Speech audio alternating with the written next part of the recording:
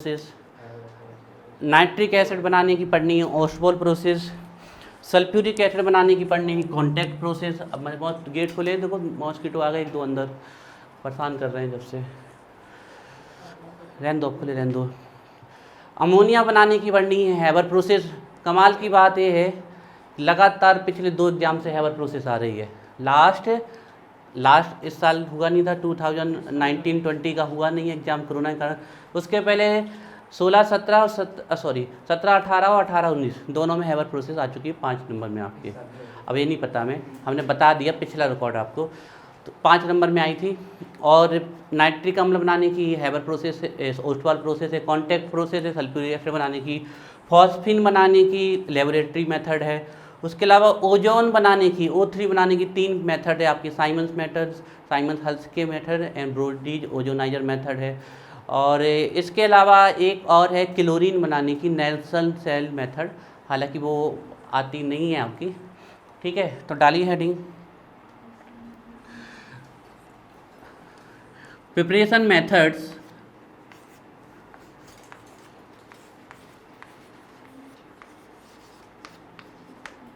या फिर आप डाल लीजिए industrial preparation method. Industrial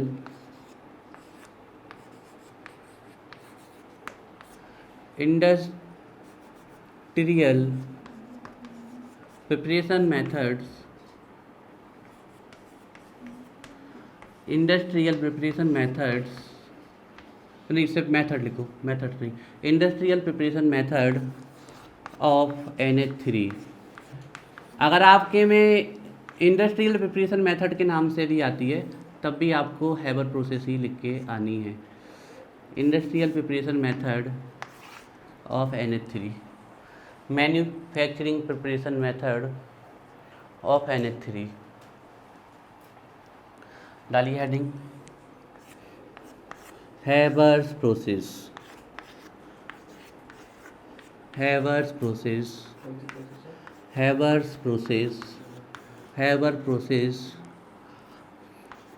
of formation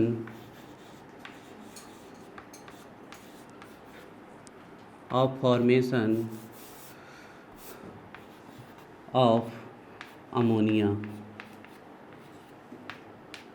Haber process of formation of ammonia, Haber process of formation of ammonia. Haber की apostrophe S काके की, Haber process of manufacturing ammonia, Haber process of preparation of ammonia, Haber process of industrial formation of ammonia. Ammonia बनाने के लिए आ जाए 100 का सीधा एक हैबर्स प्रोसेस लिखनी है। लिखिए बाय दिस प्रोसेस, इस प्रोसेस के द्वारा,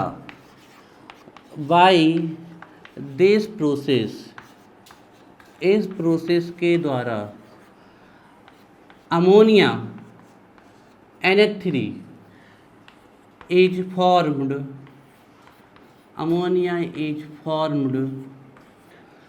By this process NH3 is formed by the reaction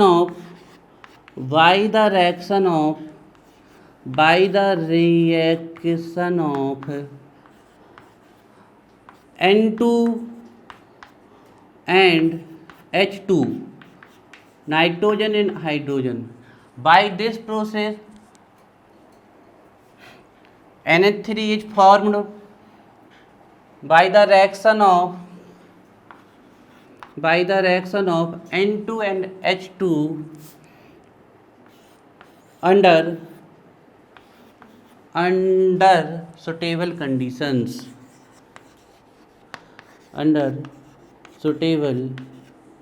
conditions, बताओ जेनुल,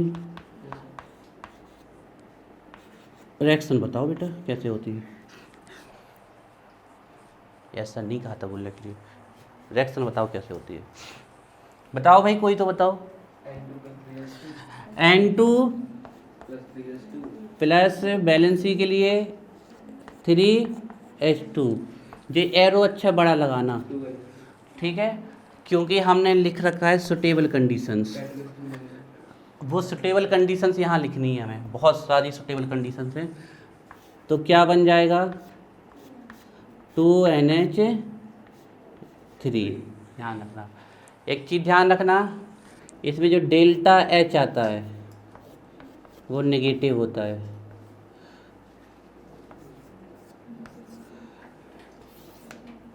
प्रोसेस के लिए डेल्टा H नेगेटिव है। एंथैल्पी चेंज, हीट चेंज कैसा है? नेगेटिव। मतलब प्रोसेस कैसी है? एक्जोथर्मिक। इसका डेटा भी लिखवा सकते हैं कितनी हीट निकलती है, लेकिन उसकी ज़रूरत नहीं है, इसलिए नहीं लिखवा रहे हैं।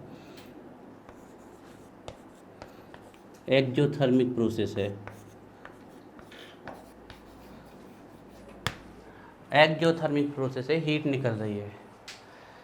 N2 प्लस 3H2 2NH3, ये बन गई आपकी अमोनिया। ये बन गई आपकी अमोनिया।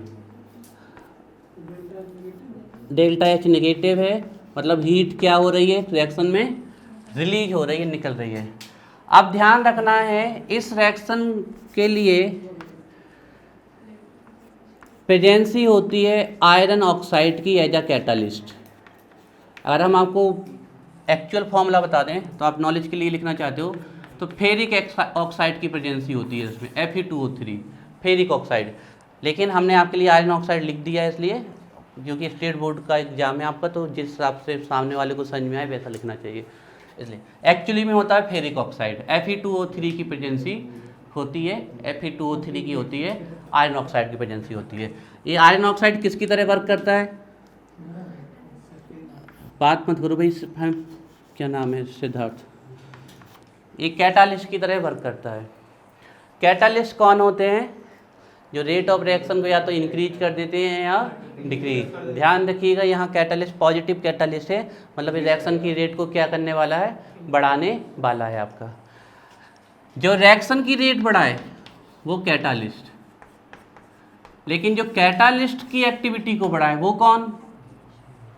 जो कैटालिस्ट की एक्टिविटी को बढ़ाए, हम सामने वाले को मोटिवेट कर रहे हैं, पढ़ो, हमने उसकी पढ़ने की रेट बढ़ाई, हम उसके लिए कैटालिस्ट, लेकिन ये हमें मोटिवेट कर रहा है कि तुम भी पढ़ो, तो ये क्या?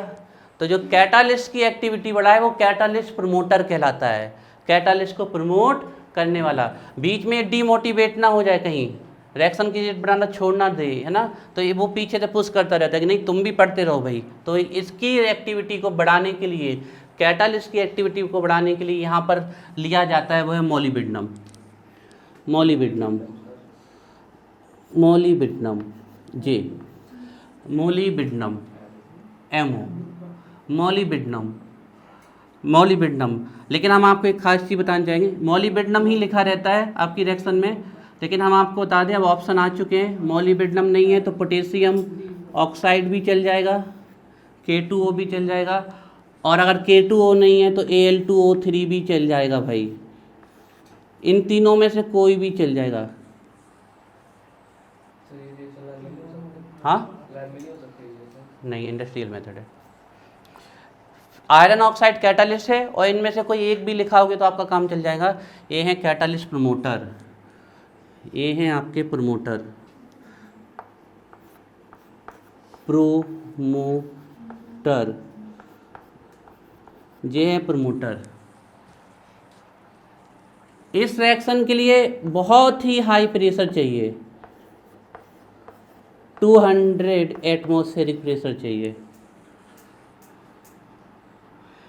और टेम्परेचर चाहिए ऑप्टिमम उपरयुक्त, वो है आपका 700 डिग्री सेल्सियस। एक्चुअली में हम बताएं तो ये टेम्परेचर आप जितनी जगह देखोगे उतनी जगह अलग अलग लिखा हुआ है, वेरी।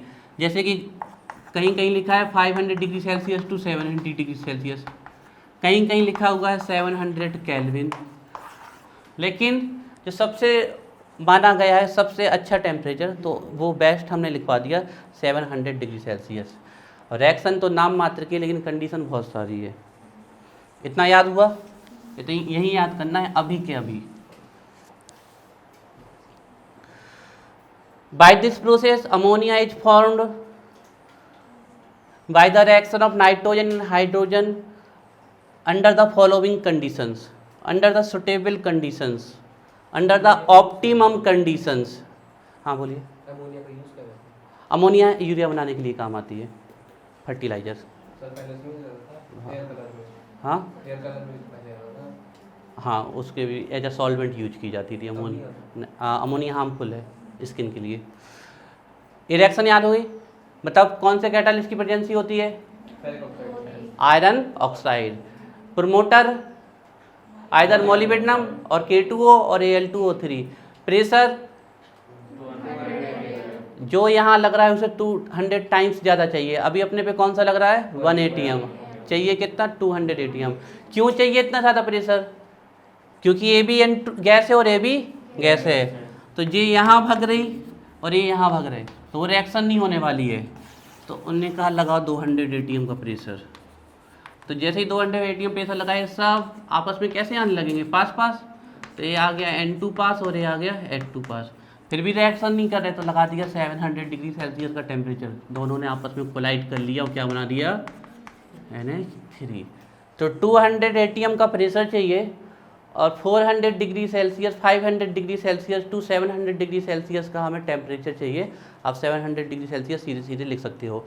रिएक्शन कैसी है? एक्जोथर्मिक। मतलब जो डेल्टा H होगा वो साइन कैसा आएगा? नेगेटिव। अब इस रिएक्शन में आपको ली चैटेलियस साहब की कुछ कंडीशंस लिखनी होंगी, और अगर वो नहीं लिखी तो नंबर नहीं मिलेंगे।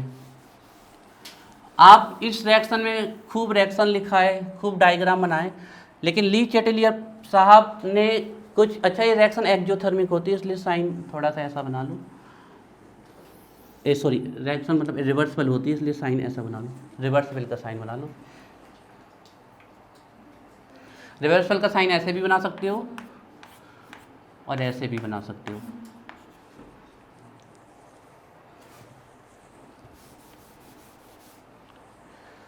चलिए डालिए हेडिंग। इसमें हेडिंग है, इसी में डालिए heading. Favourable conditions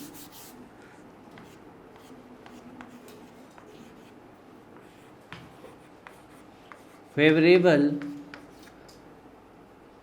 conditions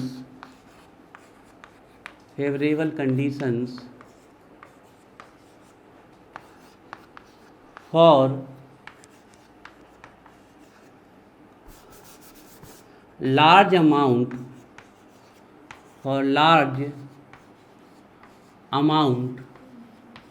of NH3, बड़ी हेडिंग है, ब्लैक पेन से लिख लो। favorable conditions for large amount of NH3 according to Le चैटेलियर्स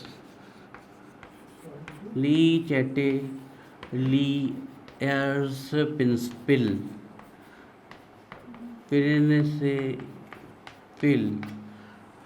heading ना हो गई, पैराग्राफ बन गया एक। Favourable conditions for large amount of NH3 according to Le Chatelier principle. सबसे पहले यही देखेगा सामने वाला, हम तो यही देखेंगे कि हैबर प्रोसेस में ली चैटेलियर की कंडीशन लिखी कि नहीं लिखी, ये सबसे इम्पॉर्टेंट है। Favourable condition for large amount of NH3 according to Le Chatelier principle. अब यहाँ पर हम ली चैटेलियर का प्रिंसिपल लगाएंगे। पढ़ा है लास्ट ईयर इक्विलिब्रियम चैप्टर, उसमें ली चैटेलियर साहब से भी कहते हैं कि अगर तुमने इक्विलिब्रियम को टच किया तो इक्विलिब्रियम अपने आप को ऐसा बैलेंस करेगा कि वो उस फिर से अपने क्या कर ले, इक्विलिब्रियम को जो डिस्टर्ब हो गया उसको फिर से क्या कर ले, एस्टेब्लिश कर ले, फिर से उसको मैनेज कर ले। हमें अमोनिया ज़्यादा चाहिए। ज़्यादा अमोनिया बनाने के लिए कौन कौन सी कंडीशंस चाहिए वो हमें लिखनी है किसके according? According to Le Chatelier principle. देखते हैं कौन कौन सी कंडीशन चाहिए हमें।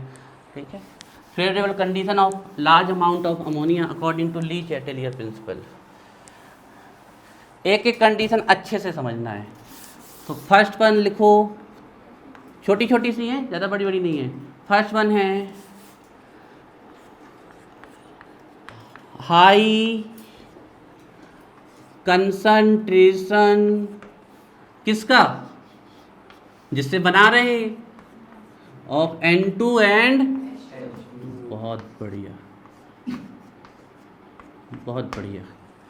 सीधी सी बात है, जितना ज़्यादा रिएक्टेंट लोगे उतना ही ज़्यादा क्या बनेगा, प्रोडक्ट बनेगा। पहली कंडीशन तो बड़ी सिंपल थी।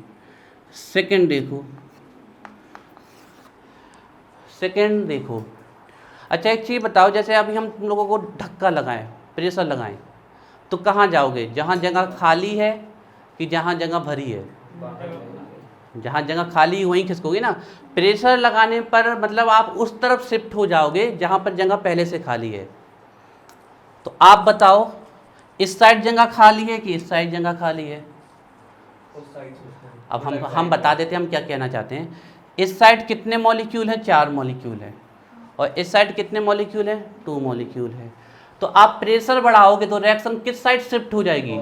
जहाँ पर कम मॉलिक्यूल्स हैं। अभी मैंने आपको एग्जाम्पल से समझाया ना कि आप प्रेशर बढ़ाओगे तो आप कहाँ शिफ्ट हो जाओगे? जहाँ जगह खाली है। तो इस साइड और इस साइड में जब हम प्रेशर बढ़ाएंगे तो ज़्यादा जगह खाली किस साइड है? Product side. तो इसीलिए कितना प्रेशर लगाया हमने? 200 ATM। तो सेकेंड चीज़ लगानी है हमें हाई प्रेशर। सुन लो पहले पूरी बात। अब हाई प्रेशर क्यों लगाना है ये हमें बताना पड़ेगा, क्योंकि रिएक्शन जब आगे चलती है तो वॉल्यूम घट रहा है कि बढ़ रहा है? जब रिएक्शन आगे चल रही तो वॉल्यूम घट रहा है कि बढ़ रहा है? घट रहा है भाई। यहाँ वॉल्यूम 4 में है और यहाँ वॉल्यूम किस में है? 2 में। तो ली चैटलियर का प्रिंसिपल कहता है जब भी वॉल्यूम घट रहा हो तो आप प्रेशर बढ़ा दोगे तो रिएक्शन उसी तरफ शिफ्ट हो जाएगी जहाँ पर वॉल्यूम कम हो रहा हो। तो अगर हम इसका प्रेशर बढ़ा देंगे तो रिएक्शन किस तरफ शिफ्ट हो जाएगी? फॉरवर्ड। तो सेकेंड लिखिए high pressure.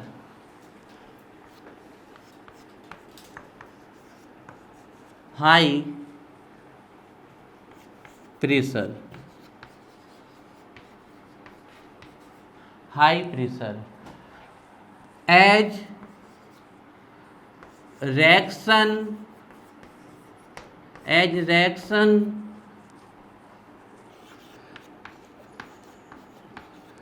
takes place, as reaction take place with decrease volume, as reaction takes place with decrease in volume of NH3 ammonia. दोनों कंडीशन समझ में आ गई। ली चैटलियर की कंडीशन लिख के आनी ही पड़ेगी, सबसे इंपॉर्टेंट है इसमें। बाकी थ्योरी हम अभी लिखवा देंगे, वो तो आप बना के भी लिखाओगे तो चल जाएगी, लेकिन एक कंडीशन आपको लिखनी पड़ेगी। दोनों समझ में आ गई, ज़्यादा रिएक्टेंट ज़्यादा प्रोडक्ट। अब प्रेशर हम ज़्यादा इसलिए लगा रहे हैं क्योंकि ली चैटलियर कहते हैं कि आप प्रेशर लगाओगे तो रिएक्शन उस तरफ शिफ्ट होती है जहाँ पर वॉल्यूम कम हो, तो इस तरफ शिफ्ट हो जाएगी रिएक्शन। तो हाई प्रेशर क्योंकि रिएक्शन जब होती है तो वॉल्यूम क्या होता है? घटता है। A reaction takes place with decrease in volume of NH3। तीसरी condition low temperature. Low temperature, अब आप कहोगे सर लिखवा तो 700 डिग्री सेल्सियस तक है, तो आप लो क्यों बोल रहे हो? हाई बोलो ना। लो टेम्परेचर,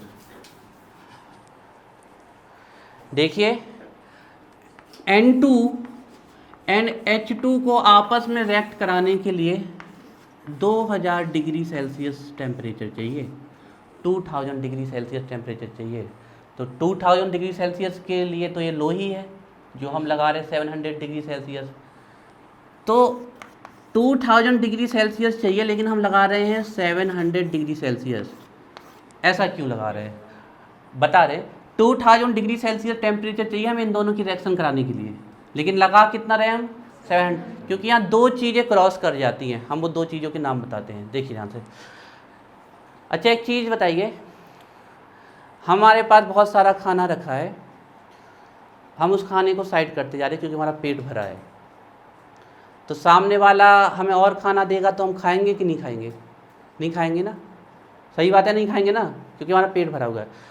अब तुम देखो रिएक्शन जब हो रही है तो वो हीट निकाल रही है, हमें हीट नहीं चाहिए, और तुम हीट उसको दे रहे हो कितनी 2000 डिग्री सेल्सियस, क्योंकि रिएक्शन हीट निकाल रही है, उसको हीट नहीं चाहिए। दो चीज़ें क्रॉस करती है, अभी हम बताएंगे उसके बाद, पहले इस वाली इसको समझो। हीट निकाल रही है, हमें हीट नहीं चाहिए, तो इसीलिए इस टेम्परेचर को हटा के कौन सा टेम्परेचर लाया गया, लो टेम्परेचर। टेम्परेचर कम क्यों किया गया इस रिएक्शन का, क्योंकि रिएक्शन कैसी है, एक्जोथर्मिक, इसलिए इसका टेम्परेचर कम किया गया। ध्यान से सुनते रहना। पर जैसे ही टेम्परेचर कम कर दिया समस्या आ गई, क्योंकि रिएक्शन तो कितने पे होती है, अभी रिएक्शन अपनी ही बात को क्रॉस कर रही है।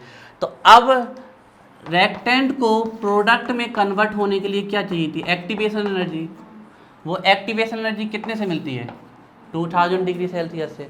लेकिन समस्या ये आ गई कि अगर हम इतनी एक्टिवेशन एनर्जी देते हैं तो ली चैटेलियर का प्रिंसिपल डिस्टर्ब हो जाता है, रिएक्शन इस तरफ लौट आएगी, क्योंकि रिएक्शन कैसी है, एक्जोथर्मिक, हीट निकल रही है, और आप उसको हीट दोगे तो रिएक्शन नहीं होगी। हीट निकाल रहा ना वो, सीधी सी बात है, हम खाना नहीं खा रहे, तुम हमें दे रहे हो, हमें नहीं चाहिए खाना, उसको टेम्परेचर नहीं चाहिए, तुम दे रहे हो ज़बरदस्ती, इसलिए ये टेम्परेचर। तो अब हमने इस टेम्परेचर पे रिएक्शन करा दी, अब इस टेम्परेचर पे रिएक्शन करा दी, तो समस्या ये आ गई कि रिएक्टेंट प्रोडक्ट में नहीं जा पाएंगे, क्योंकि एक्टिवेशन एनर्जी नहीं मिल रही है। तो फिर हम इसमें क्या डाल देते हैं, कैटालिस्ट डाल देते हैं। इस टेम्परेचर पे रिएक्शन कराने के लिए हमें क्या डालना पड़ता है इसमें, क्योंकि कैटालिस्ट किसको डाउन कर देता है, एक्टिवेशन एनर्जी को, इसलिए इस रिएक्शन में कैटालिस्ट डाला जाता है।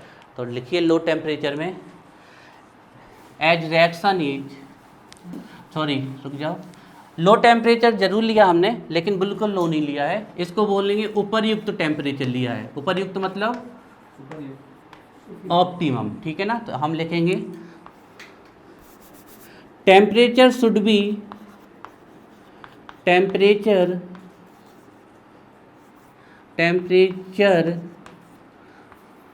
Should be optimum.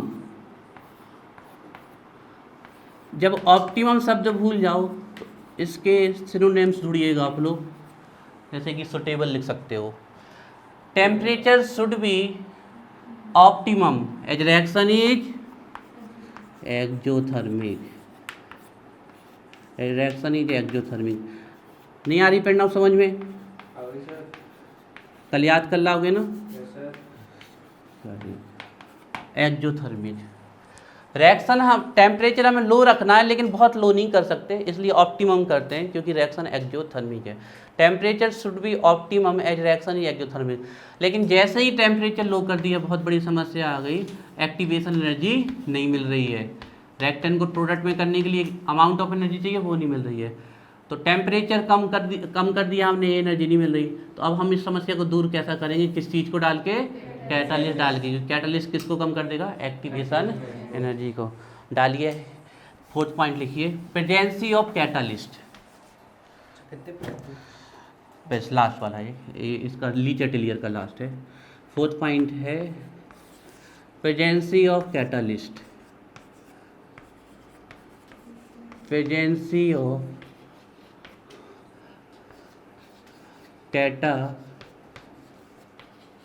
Presence of catalyst as reaction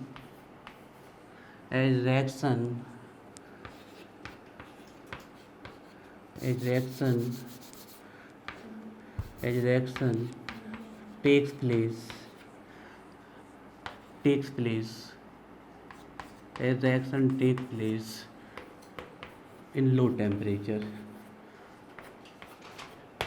reaction take place low temperature। जल्दी से इतना याद करो फास्ट, चारों ली चैटेलियर की कंडीशन बिल्कुल लिख के आनी है। आप चाहो तो नीचे कैटालिस्ट का नाम भी लिख सकते हो सब, लेकिन रिएक्शन में लिख दिया तो बार बार लिखने की जरूरत नहीं है।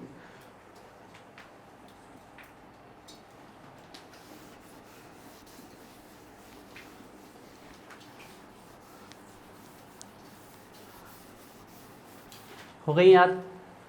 Bye this process NH3 is form by the reaction of N2 and H2 under suitable condition. Suitable condition में temperature 700 degree Celsius, pressure 200 ATM, catalyst रखना है लोहे का ऑक्साइड, आयरन ऑक्साइड रखना है, अगर एक्चुअल जानना चाहते हो तो Fe2O3 है। कैटालिस्ट में मोलिब्डेनम रखना है, ना मिले तो K2O रखना है, ना मिले तो Al2O3 रखना है। ज़्यादा रखना है N2H2, ज़्यादा रिएक्टेंट ज़्यादा प्रोडक्ट। बात समझ में आ रही है? प्रेशर कैसा रखना है? हाई रखना है, क्योंकि रिएक्शन कब कैसे प्रोसेस हो रही है? Decrease in volume of ammonia. समझ में आ रही ना बात? टेम्परेचर कैसा रखना है? लो रखना है, लेकिन वो लो भी कैसा होना चाहिए? उपयुक्त होना चाहिए, ऑप्टिमम होना चाहिए, क्योंकि रिएक्शन कैसी है? एक्सोथर्मिक। आ रही बात समझ में? इसके बाद टेम्परेचर हमने कम कर दिया तो उसको कवर अप करने के लिए क्या डालेंगे? कैटालिस्ट। उसका भी कारण यही कि रिएक्शन आपकी किस चीज़ पे टेक कर रही है? लो टेम्परेचर पे टेक हो रही है। बन जाएगा? ठीक है। अब इसकी प्रोसीजर लिखने से पहले डायग्राम बनाएंगे। अभी नहीं, डायग्राम बनाओ पहले।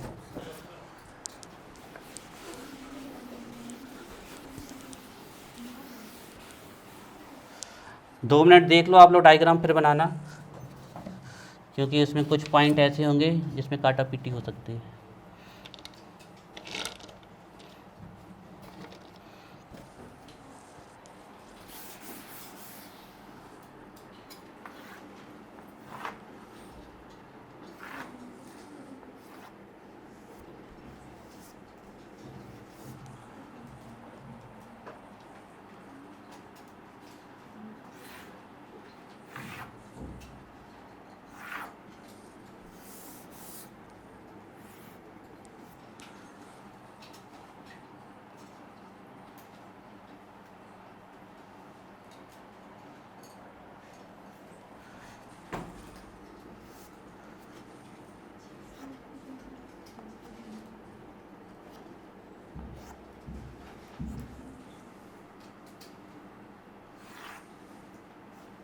चलो हम पहले पॉइंट बना लें जिसमें तुम लोगों को दिक्कत ना आए।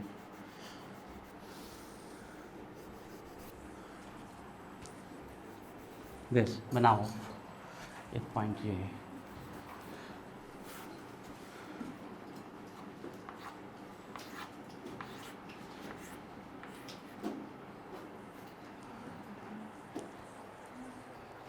सर ये क्या है? वहाँ से नहीं दिख रहा तो प्रणव सामने आ जाओ।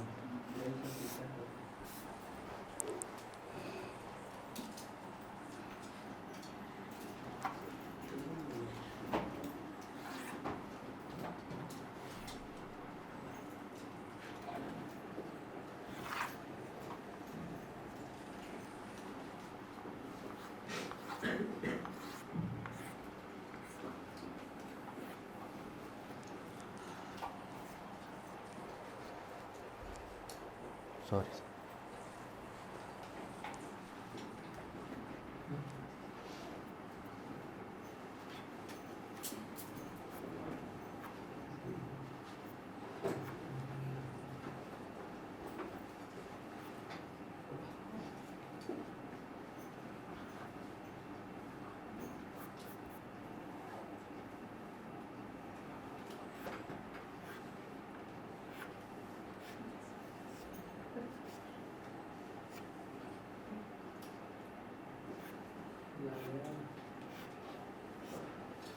एक बात ध्यान रखना, ये इस कमरे में हर जगह हमारी आँख और हर जगह कान फिट है।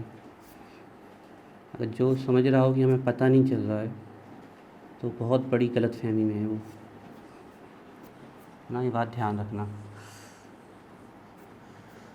एक पॉइंट और यहाँ बना लेना। जाते समय यहाँ मुर्गा बन के जाएगा, ध्यान रखना। तो शांति से बिल्कुल पढ़ाई करिए, डिस्टर्ब नहीं होना चाहिए।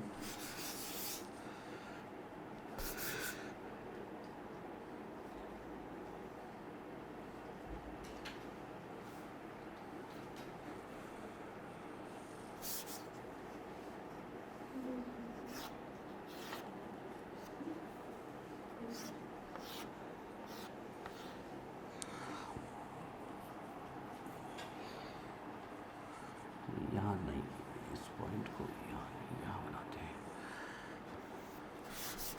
ये वाला पॉइंट चाहो तो आप लोग बंद कर सकते हो ना। बंद करने में तो कोई दिक्कत नहीं है, मिटाने में दिक्कत होती है, बंद करने में क्या है ना। नहीं कोई बात नहीं, तुमचे में वो थोड़ी चाहिए सर्टिफिकेट।